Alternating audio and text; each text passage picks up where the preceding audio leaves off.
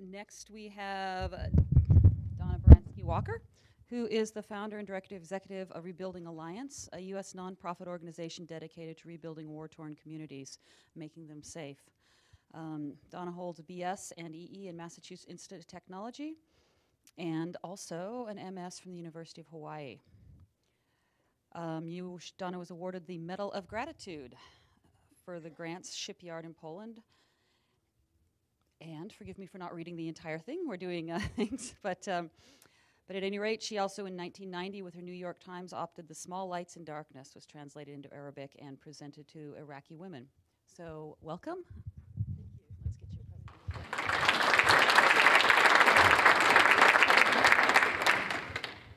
Thank you. It's just such an honor to have the opportunity to speak to you. It's always exciting. I remember IEEE from back in my engineering early days, and it's just wonderful that IEEE is focusing on development and technology and humanitarian uses of technology. It's something I've cared about for a very long time. Are there any people, graduates from MIT also? Yes. And so you were too young to remember Jerry Wiesner. So he was past president of MIT. When I was there, he was the president, and he had been science advisor to President Kennedy. So when he was president and I was a student, he said things that really influenced me. And later, when I went back to MIT as the technology licensing officer there, and I would later be doing that at Stanford and at SRI and International, when I went back to MIT, I would eventually knock on his door and ask if he would listen to my ideas and help me, because some of them had reached a point that they were growing really quickly and I would need his advice. So he became my mentor, and I hold that in quite a bit of gratitude. So with that, let's talk about technology, about Gaza, and about perception. I really appreciate Maha's presentation because it lays a foundation for some of the challenges that I face in my work. I want to say that I start by looking at peacemaking and the justice making that comes with that, by looking at tangible things. Okay, I'm an electrical engineer, but what I focus on now is on building projects. And this particular kindergarten I'm very proud of, because when I built it with the village of El Aqaba in Area C, a Palestinian village in the West Bank, it would lead to, we thought we could build it without demolition orders being brought against that village. In fact, I was given a small grant to build a school that would not be demolished. Instead, as the kindergarten was being constructed, the whole village came under demolition orders. The reason I'm proud of it is because no matter what happens there, 160 children every year are being educated. And not only that, but my little kindergarten has generated the attention of 20 other countries who invested in the village despite the demolition orders. So in fact, the counterintuitive building of a kindergarten in a place that would otherwise be demolished has kept it standing. And that's sort of the metric for, and the best influence or the best example of the work that I do. Rebuilding Alliance is involved with village-centered design, precedent-setting legal work, crowdsourced construction financing, and then worldwide advocacy. Because after all, what happens in a war zone is not the same as a hurricane. And it should be easier to change. A hurricane would be very difficult to change the direction of a hurricane would be next to impossible. But this is just policy, man-made policy that needs changing. So it should be much more readily adaptable or responsive. It's still a challenge, though. Let me tell you about what the summer looked like for me. We sponsor a series of Stay Human conference calls where we bring together peacemakers in Gaza, peacemakers in Israel, and put as many people on the line as want to join us. The technology is really easy on this. I go for easy as often as I can. You can put 1,000 people on the line for all about $300 in cost. It's a little funny to watch because I'm using double telephones on either ears, but it all works. Well, on that line, right during the conflict, right just as the bombing of Gaza had come underway, I brought in first speakers, a member of the family that the American Rachel Corrie had stood to protect in Rafah, Gaza. My friend is now a social worker at the Rafah Boys School, and he was taking care of the 2,200 families who were taking shelter in that school. On the line from Israel was Adam Keller from Gush Shalom, talking about the challenges that he was facing. These are not debates. These are people who are pretty much facing similar challenges, facing similar challenges in peacemaking, certainly not the same in the way that they're facing the next day in the bombings that were underway. In the school, Khalid Nasrallah's school, the 2,200 people, he talked about how they'd lost hope. But he also, from personal experience, from living in a shelter with his family in 2008 during the cast-lead invasion, he talked about what it meant to have a bar of soap. And he said, look, the sewers have blocked up. 2,200 people are in that school. Nobody has any soap. The plumbing is not working. The smell is atrocious. What can we do? And within 2 days, we were able to respond with the help of the Rachel Corrie Foundation. And we were, I'm going to go to automatic mode here. Let's see if it'll go. We were able to respond and deliver hygiene kits. Will it go back? Yes. So thousands of hygiene kits, everything that they would need, soap and shampoo and every wonderful thing that was necessary for just daily life, distributed all the way, even during the bombing, to the families and getting pictures back like this. And we did it without transferring money. We did it on letters of credit from the Rachel Corrie Foundation, who everyone trusted. They happen to be my founding board members, and I'm just really good with logistics, and so is my colleague in Gaza. So we were able to pull together a remarkable response, and we kept that going. And then it became the last school to be bombed. So just after we celebrated those great pictures with the little kids finally getting to wash their hair and having put in portable showers, it was the gate of our same school that was hit. It would cause the outrage that would stop the bombing of schools. And sadly, who gets hit at the front of a school? It was the ice cream man and a lot of children, 10 people.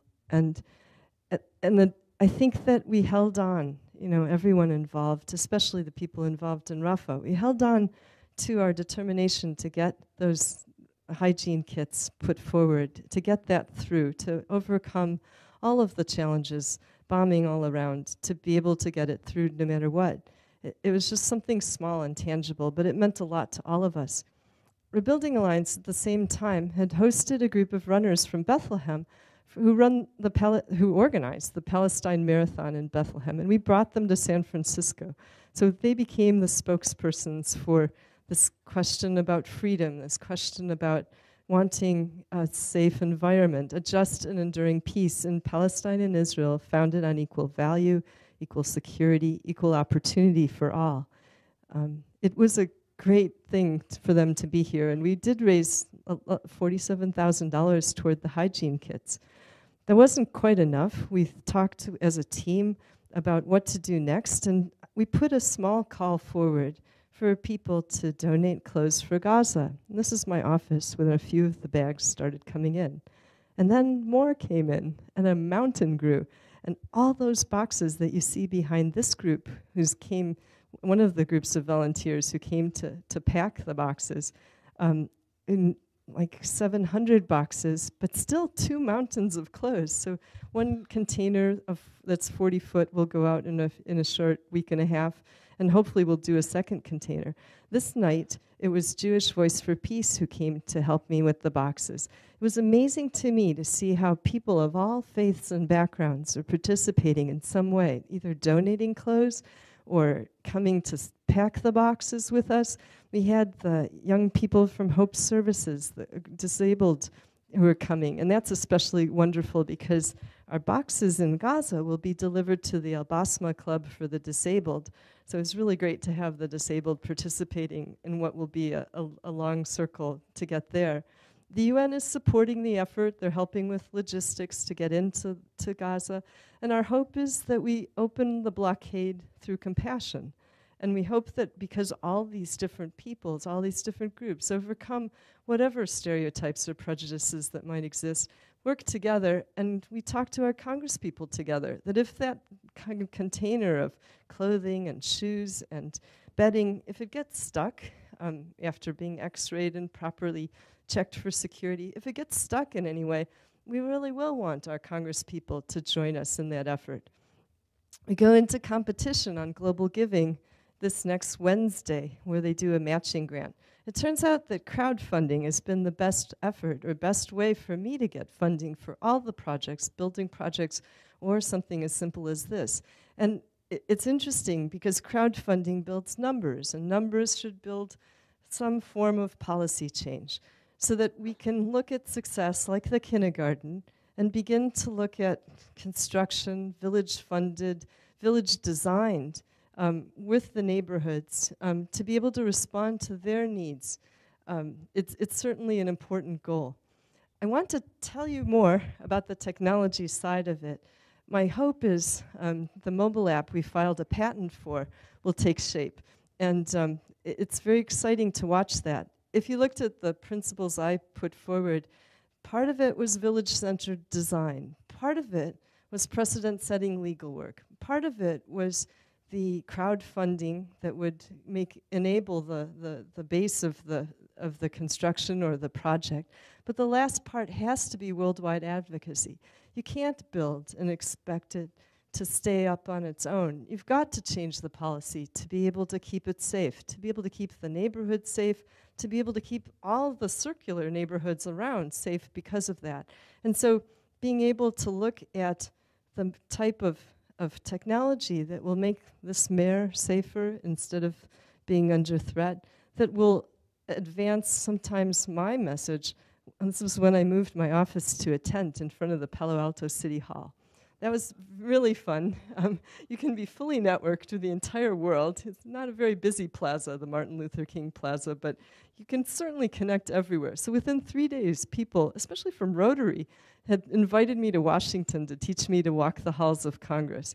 So networking in a positive way is very exciting. We've won an award using Ushahidi technology for a Palestinian crisis map. How many have heard of Ushahidi? Yes, good, nice. So that means witness in Swahili. It's technology designed in Kenya to respond to crises using mobile phones. My colleague Leah Park designed this crisis map in a simple way. She simply maps the morning news in English and is able to look over 2 years of data to see the trends involved in any type of crisis in this region, following on a city by city, town by town basis. I wanted her to map housing, demolition orders. I wanted her to map demolitions. I wanted her to map building projects. She said, no, I'm going to map everything. I'm reading the news, I'm going to map it all. So she's developed a really thoughtful criteria. And with Ushahidi technology, you can look at how things trend against each other. So that was really impressive. We added a button at the top, an and beyond button, that would turn the world all the way around to the US. And here, we want to look at congressional districts. I have a surprising experience in that I can keep that little village with the kindergarten standing because people call their congressperson. And no matter what the foreign policy of the congressperson is, because they're constituents, the congressperson will intervene and call the State Department. And they'll also usually call the Israeli embassy, and their letters will go all the way to the army. I've seen that happen. So being able to really reach out on a basis that engages in the district becomes very important. Now, as you might well know, how many know their congressional district? Do you know which district you're in? Yeah, because that's really confusing. They change the district boundaries every 10 years. So the large, skinny ones from the Bay Area have now become round, fat districts. people don't by nature know this. So it would be good to help everyone find their way with their congressional district, draw upon the words of every representative. Pretty much the letters are the same. If you have an urgent matter that demands attention by a U.S. agency, call your congressperson. They will represent you. And that's what we're doing when we call about a little kindergarten on the other side of the world. So what I'd like to see, not to the household level, but to the heat map level, is an indication of how many people care. Care about a kindergarten, care about a village, care about no-fly zones over, or no strike zones over Gaza schools, care about getting those containers into Gaza. But, if you solve those problems, which are hard problems, if you solve those hard problems, that same technology lends itself very well to the other hard problems that we face. Why not use it for global warming? Why not use it for violence in the schools? Look at the way that we can interact on a local basis as a neighborhood in our congressional districts to generate the support of our congresspeople. So that's the goal of that simple approach. With that, I leave you with, would you join us? And we look forward to your questions. Thank you.